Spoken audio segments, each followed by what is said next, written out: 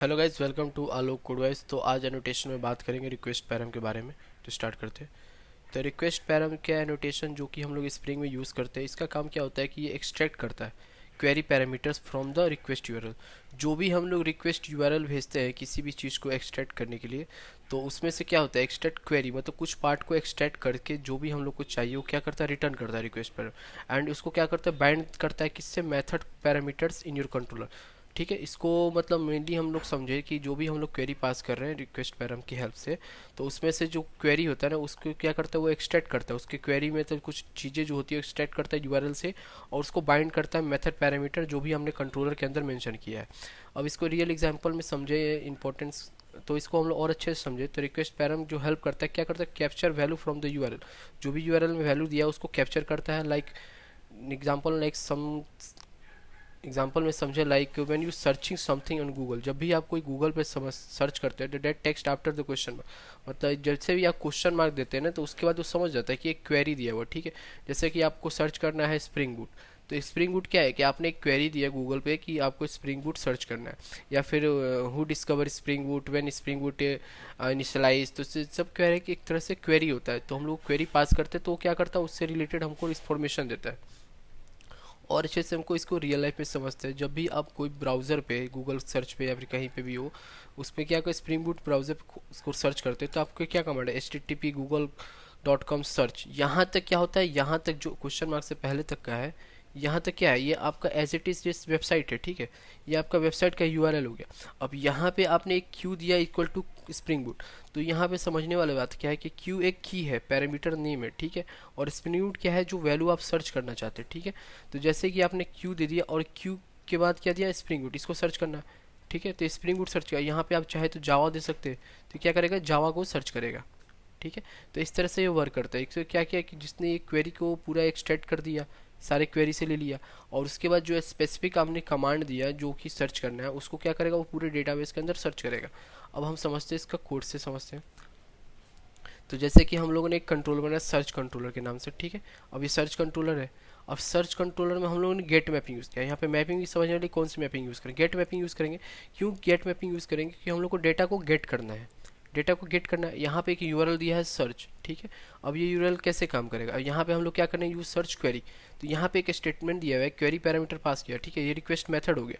अब यहाँ पे हम लोग एक मेथड बनाया सर्च के नाम के, जो हम लोग मेथड को बाइंड करते हैं। जो डेफिनेशन में हमने देखा है कि क्वेरी क्या करता है, मेथड को बाइंड करता है। तो यहाँ पे एक मेथड दिया क्वेरी। ठीक है, अब इस मेथड को यूज़ करेंगे, कैसे करते हैं वो देखते हैं। तो जैसे कि एक HTTP रिक्वेस्ट जो हम लोग पोस्टमैन में पोस्ट करेंगे, तो गेट मैपिंग रिक्वेस्ट होगा।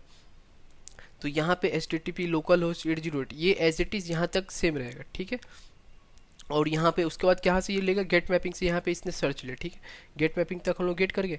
अब यहाँ पे एक क्वेश्चन मार्क देंगे। ठीक है, ये इंपॉर्टेंट है, क्वेश्चन मार्क आपको देना ही पड़ेगा। ठीक है, अब क्वेश्चन मार्क के बाद हम लोग ये क्या किया, यहाँ पे एक क्वेरी दी। ठीक, और इसके बाद जो हम लोग इक्वल के बाद जो हम लोग यहाँ पे जो इंस्टेंट दिए हैं उसको हम लोग अकॉर्डिंग टू अपने हिसाब से, जैसे हमको स्प्रिंग बूट सर्च करना है या जावा सर्च करना है, जो भी सर्च करना है वो दे देंगे।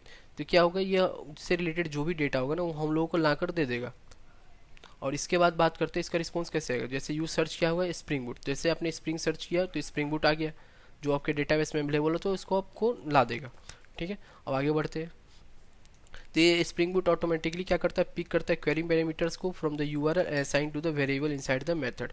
तो सेम चीज़ है कि स्प्रिंग बूट क्या करता है, ऑटोमेटिकली क्वेरी पैरामीटर को क्या करता है, पिक करता है, जो हम यूआरएल में देते हैं। जो यूआरएल यहाँ पे जो यूआरएल है इसमें असाइन किया उसको पिक करता है, उसके वेरिएबल इनसाइड द मेथड, जो भी इसके वेरिएबल है, जो यहाँ पे हम लोग वेरिएबल डिक्लेयर किया क्वेरी उसके इनसाइड को यूज़ करके मेथड को जो भी हम लोग सर्च करते हैं उसको फाइंड आउट करता है। अब बात करते हैं difference between path variable and request parameter. काफ़ी इंपॉर्टेंट क्वेश्चन है, पाथ वेरिएबल और रिक्वेस्ट पैरामीटर डिफरेंस क्या है।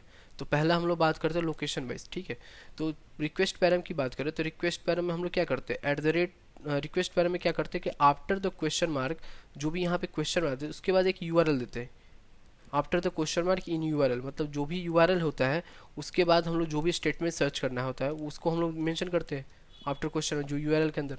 इसमें क्या होता है, इनसाइड द यूआरएल पाथ, मतलब जैसे यूआरएल हो गया, जैसे यहाँ पे आप देख सकते हैं एग्जांपल में देख सकते हैं कि यूज़र हो गया। ठीक है, अब यूज़र में आलोक हुआ तो आलोक नाम से जो भी पर्सन होगा ना उसका डिटेल्स क्या आ जाएगा, गेट कर लेगा। ठीक है, उसके डिटेल्स। अब यहाँ पे क्या है, सर्च लगाएगा question mark name Alok, as it is जितना भी आलोक होगा उसमें, मतलब जितने भी आलोक होंगे उसको सबको निकाल देगा। ठीक है, पूरा जैसे होता है कि सर्च करते हैं कि कोई भी आइटम को सर्च करना है रिलेटेड, मान लीजिए कि जैसे आपको मोबाइल सर्च करना है, आईफोन सर्च करना है, तो आईफोन का क्वेरी डालेगा तो जितने भी आईफोन होंगे ना वो सारे कर देंगे। अब यहाँ पे क्या होगा कि आईफोन का एग्जैक्ट बना होगा आईफोन 17, ठीक है, तो आईफोन 17 को क्या कर देगा, वो पाथ वेरिएबल पूरा एग्जैक्ट कर देगा, ठीक है। तो यूजेस की बात करते हैं, ये क्वेरी पैरामीटर के लिए यूज़ करता है, ये पाथ वेरिएबल में यूज़ होता है। और रिमेंबर के लिए आप सबसे आसान तरीका से याद कर सकते हैं इसको, रिक्वेस्ट पैराम को हम लोग डाटा के आफ्टर डालते हैं, मतलब जो भी हम लोग डेटा होता है, जो भी डेटा होता है उसके बाद हम लोग क्या क्वेश्चन मार्क डालते हैं तो हम लोग को वैल्यू मिलता है। और पाथ वेरिएबल की बात करते तो ये डाटा इनसाइड द यूआरएल पथ, जो भी डेटा होता है उसके अंदर यूआरएल पथ होता है, ठीक है। जैसे कि यूआरएल पथ हो गया यूज़र, उसके बाद जब आप कुछ भी मेंशन कर दो तो वो एग्जैक्ट सर्च कर लेगा। तो इस वीडियो में इतना रहना था। अगर वीडियो अच्छा लगा तो please like share and subscribe करो लोग को। Thank you for watching.